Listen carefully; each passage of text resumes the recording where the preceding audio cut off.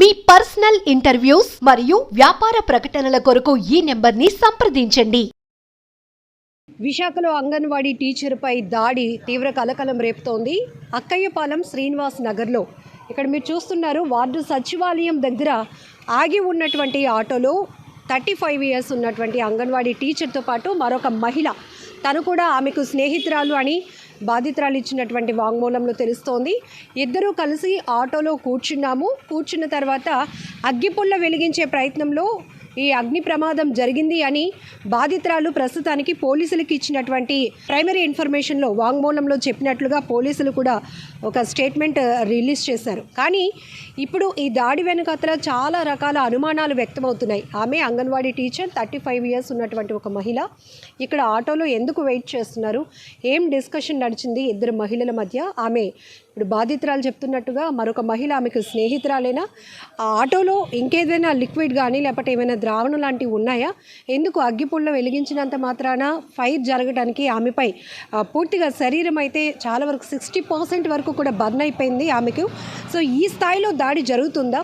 నిజానికి ఆమె ఇచ్చినటువంటి వాంగ్మూలం కరెక్టా కాదా అనేది పూర్తి స్థాయి దర్యాప్తు తర్వాత తెలియాల్సి ఉంది. ప్రస్తుతం అయితే ఆమె ఒక 70% పైగానే తన ఒళ్ళంతా కూడా కాలిపోవడంతో ఇమీడియట్గా పోలీసులు ట్రీట్మెంట్ కోసం అయితే కేజీహెచ్ బర్నింగ్ వార్డ్కి తరలించారు ఆమెని.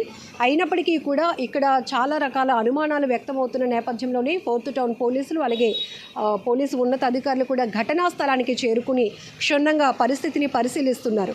నిజానికి ఆమె ఏమైనా ప్యానిక్లో ఉందా?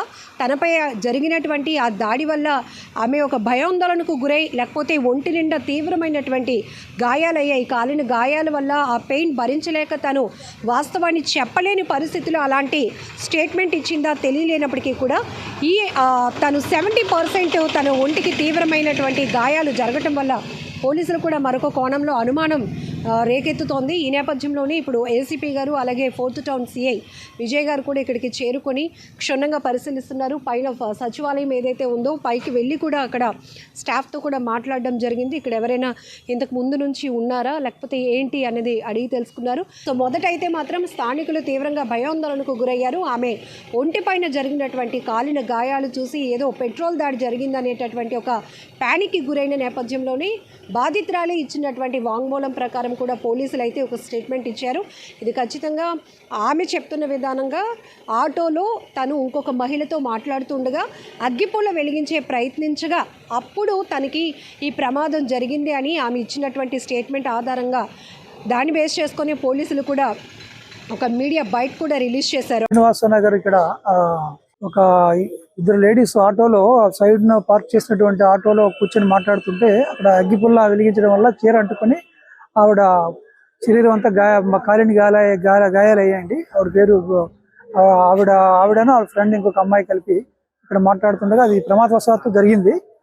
ఇప్పుడు అమ్మాయి ఎక్కడ ఉంది ఇంకా ట్రేస్ కాలేదు. ఆవిడ భయపడి పారిపోయినట్టు ఆవిడ చెప్తుంది. ఇప్పుడు హాస్పిటల్లో ఉన్న ఆవిడకి గాయాలతో ట్రీట్మెంట్ అవుతుందండి. ఈ దాడి వెనుకాతల అనేక రకాల అనుమానాలు వ్యక్తమవుతున్నాయి. అసలు ఈ అంగన్వాడీ టీచర్ ఏ ప్రాంతానికి చెందిన ఆమె, ఇక్కడ ఎందుకు ఉన్నారు, అసలు ఇక్కడ ఒక ఆటోలో ఆగి ఉన్నటువంటి ఆటోలో మాట్లాడుకున్న పరిస్థితులు ఏమొచ్చాయి, ఆటో కూడా వాళ్ళకు సంబంధించిన వ్యక్తులదా లేకపోతే ఇంకేదైనా ఆటో వాళ్ళు ఎక్కడికైనా ట్రావెల్ చేయడానికి మాట్లాడుకున్నటువంటి ఆటోని ఇక్కడ ఆపి ఇద్దరు మాట్లాడుకున్నారా? అసలు ఈ ఇద్దరు మహిళలకు మధ్య నడిచినటువంటి డిస్కషన్ ఏంటి? ఇక్కడ ఇంకో ట్విస్ట్ ఏంటంటే ఈమెకి ఇలా ఈ బాధితురాలు ఇచ్చిన వాంగ్మూలం ప్రకారమే చూస్తే తను అగ్గిపుల్ల ఏదో వెలిగిస్తూ ఉండగా జరిగిన ప్రమాదం అయినప్పటికీ మరి అప్పటి వరకు తన స్నేహితురాలుగా చెప్తున్న మరో మహిళ ఎందుకు ఇక్కడి నుంచి పారిపోవాల్సి వచ్చింది? ఆమె కూడా భయాందోళనతో వెళ్ళిపోయిందా లేకపోతే ఏదైనా జరిగి ఉంటుందనే కోణంలో అయితే పోలీసులు ముమ్మరంగా దర్యాప్తు కొనసాగిస్తున్నారు. మనం చూస్తున్నాం.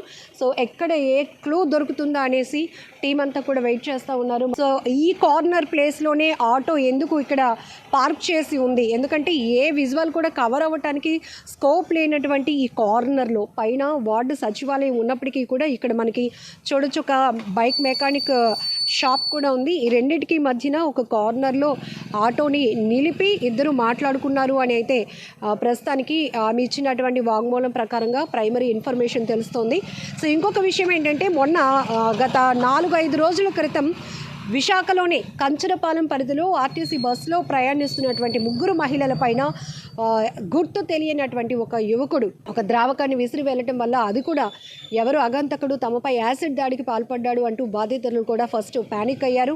ఇమీడియట్గా స్పందించినటువంటి కంచరపాలెం పోలీసులు బాధితుల్ని ట్రీట్మెంట్కి తరలించిన తర్వాత డాక్టర్స్ చెప్పింది ఏంటంటే ఇదైతే యాసిడ్ కాదు కానీ ఒక ద్రావకం, ప్రమాదకరమైనటువంటి ద్రావకాన్ని విసిరి వెళ్ళారు. అది తక్కువ అంటే డ్రాప్స్ మాత్రమే ఆ మహిళల పైన పడడం వల్ల పెద్ద ప్రమాదమే తప్పిందని చెప్పొచ్చు. సో అక్కడ కూడా ముగ్గురు ఆ మహిళలే ఉన్నారు. సో అక్కడ కూడా ఎవరు ఈ అగంతకులు ఇలాంటి వాటికి పాల్పడుతున్నారు అని పోలీసులు కూడా కేసు దర్యాప్తు చేస్తున్న క్రమంలోనే అక్కడ లోకల్గా ఆర్టీసీ బస్సులో ఏదైతే ప్రమాదం జరిగిందో ఈ ద్రావకాన్ని ఆ అగంతకుడు విసిరి ఈ ముగ్గురు మహిళల పైన విసిరి వెళ్ళిపోయినటువంటి ఆ వ్యక్తి యొక్క సీసీ ఫుటేజ్లో ఒక ఫోటో పిక్చర్ అయితే పోలీసులు ఓపెన్గానే రిలీజ్ చేశారు పబ్లిక్కి. ఒక అవేర్నెస్ కల్పించడంతో పాటు కంచరపాలెంలో ముగ్గురు మహిళల పైన ఒక ద్రావకంతో దాడి చేసింది ఇతడే, ఇతని గుర్తిస్తే గనక మాకు సమాచారం ఇవ్వండి, వాళ్ళ ఇన్ఫర్మేషన్ కూడా గోప్యంగా ఉంచుతామంటూ కూడా ఒక స్టేట్మెంట్ ఇచ్చారు. సో ఈవెన్ ఆ పిక్చర్ కూడా అసలు ఫేస్ కూడా క్లారిటీ లేదు, బట్ ఆ వాకింగ్ స్టైల్ కానీ డ్రెస్సింగ్ స్టైల్ చూస్తే ఒక యువకుడు అనే వరకు మాత్రం అందరికీ తెలుస్తుంది. సో ఇలాంటి ఘటనలు విశాఖలో జరగటం ఇప్పుడు తీవ్ర సంచలనంగా మారుతుందని చెప్పొచ్చు. ఎప్పుడు ఎవరు ఎలా పేట్రేగిపోతున్నారో ఎలా చెలరేగిపోతున్నారో కూడా గుర్తించలేని పరిస్థితి. ఈవెన్ మనకి పెద్దవాళ్ళు చెప్తూ ఉంటారు కదా, ఒక్కొక్కసారి మన నీడ కూడా మనకి ప్రమాదంగా మారుతుంది అని.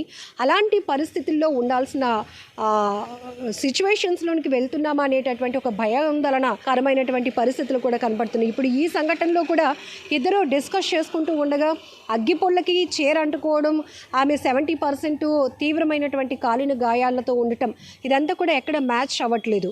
సో ఈ రకంగా చూస్తే అదేమైనా వ్యక్తిగతమైన ఘర్షణలు ఉన్నాయా, లేకపోతే ఇంకొకటి కుటుంబ పరంగా ఏమైనా వ్యవహారాలు నడిచాయా, ఇవన్నీ కూడా పోలీసుల దర్యాప్తులో తేలాల్సి ఉంది. అయినప్పటికీ మొన్న కంచరపాలెంలో ముగ్గురు మహిళలపై ఒక అగంతకుడు చేసిన దాడి, ఇప్పుడు ఈ ఆటోలో ఉన్నటువంటి అంగన్వాడీ టీచర్పై జరిగినటువంటి దాడి, ఇలాంటి ఘటనలు అయితే విశాఖ ప్రజలను భయాందోళనకు గురి చేస్తున్న అంశాలు. మరొక వైపు విశాఖ నగర పోలీస్ కమిషనర్ శంకబ్రత బగ్జీ గారు మాత్రం నిరంతరం పగడ్బందీగా పోలీసులు యూనిఫామ్లోనే కాదు వితౌట్ యూనిఫామ్లో కూడా పబ్లిక్ సర్వీస్ కోసం ఒక కమిట్మెంట్తో పనిచేయాల్సిన అవసరం ఉంది. ఏమరపాటు అస్సలు తగ్గదు. ఎందుకంటే ఎక్కడికక్కడే గంజాయి, డ్రగ్స్, మత్తు విచ్చలవిడిగా అమ్మకాలు జరుగుతున్నాయి, విచ్చలవిడిగా వినియోగాలు జరుగుతున్నాయి. ఇందులో ఎక్కువగా ఇలాంటి మత్తుకి తమ భవిష్యత్తును చిత్తు చేసుకుంటుంది కూడా యువకులే. కాబట్టి అప్రమత్తంగా ఉండాల్సిన అవసరం ఉంది. మన పక్కనే బైక్లో వెళ్ళిపోతున్నా కూడా వాళ్ళు ఎవరు, వాళ్ళ వేలో వాళ్ళు వెళ్తున్నారా, లేకపోతే వాళ్ళ వల్ల మనకి ఏదైనా ప్రమాదం జరుగుతుందా అని ఆలోచించాల్సినటువంటి పరిస్థితులు నెలకొన్న నేపథ్యంలోనే ఎప్పటికప్పుడు అవేర్నెస్ క్యాంపెయిన్స్ కూడా నిర్వహిస్తూ పోలీసుల ద్వారా కూడా ఇలాంటి చిన్న చిన్న ఘటనలు ఏం జరిగినా కూడా మీడియాకి ఒక ఇన్ఫర్మేషన్ రిలీజ్ చేస్తూ ప్రజలను అప్రమత్తం చేస్తున్నారు కూడా విశాఖ పోలీసులు. ఏదేమైనప్పటికీ కూడా ఈ ఘటన కూడా చాలా బాధాకరం. మరొక రకంగా ఈ వీధిలో ఉన్నటువంటి కాలనీ వాసులు కూడా ఒక రకమైన ప్యానిక్లోనికి వెళ్ళిపోయారు. సో పూర్తి స్థాయి దర్యాప్తు తర్వాత అసలు ఏం జరిగింది, ఆమె 70% వరకు బర్నింగ్ సిచ్యువేషన్లో ఆమె ప్రస్తుతం కేజీహెచ్లో ట్రీట్మెంట్ తీసుకుంటుంది. కాబట్టి తను సిచ్యువేషన్ కొంచెం కోలుకున్న తర్వాత, బెటర్ అయిన తర్వాత తను అసలు వాస్తవం ఏమైనా చెప్తుందా లేదా అనేది కూడా చూడాల్సిన అవసరం ఉంది.